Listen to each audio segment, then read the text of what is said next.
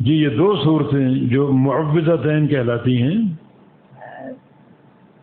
معوذتین کا معنی پناہ دینے والی، جن کو پڑھ کر انسان ہر شر سے پناہ میں آ سکتا ہے، معوذتین، اور بڑے ان کے فضائل وارد ہیں۔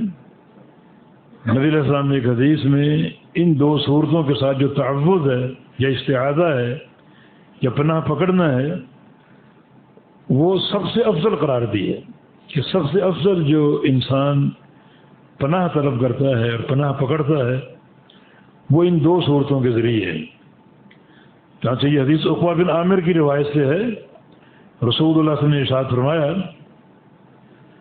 الا اخبرک بافضل ما تعوذ به المتعوذون، تجھے بتاؤں وہ سب سے افضل وظیفہ جس کو پڑھ کر متعوذون پناہ پکڑنے والے پناہ پکڑتے ہیں اللہ رب العزت کی۔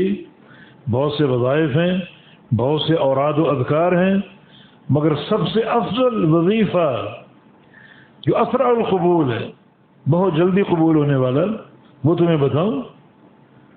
عقبہ بن عامر صاحب نے یہ فرمایا تھا۔ تو انہوں نے عرض کیا کہ جی ہاں، پوری طرح متوجہ تھے۔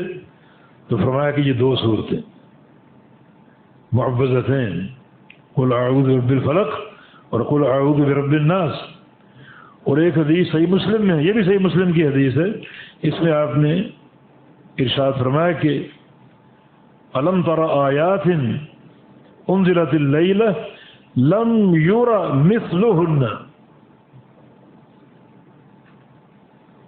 یہ آج رات دو آیتیں اتری ہیں، آج رات دو صورتیں، کچھ آیتیں کچھ آیات نازل ہوئی ہیں آج رات، اور ان جیسی آیتیں نہیں دیکھی گئیں، موجود ہی نہیں۔ جو فضیلت اور جو ایک علم ان آیات میں ہے وہ کہیں اور نہیں دیکھا گیا۔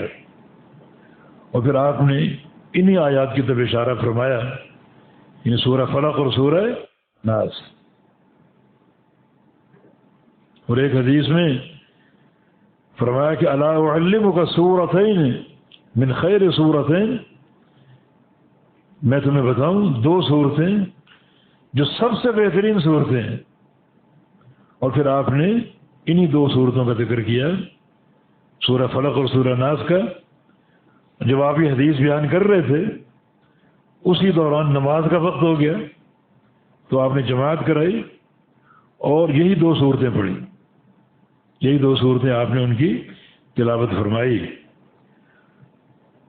تو ان دو صورتوں کا یقیناً بڑی فضیلت ہے، اجر و ثواب ہے۔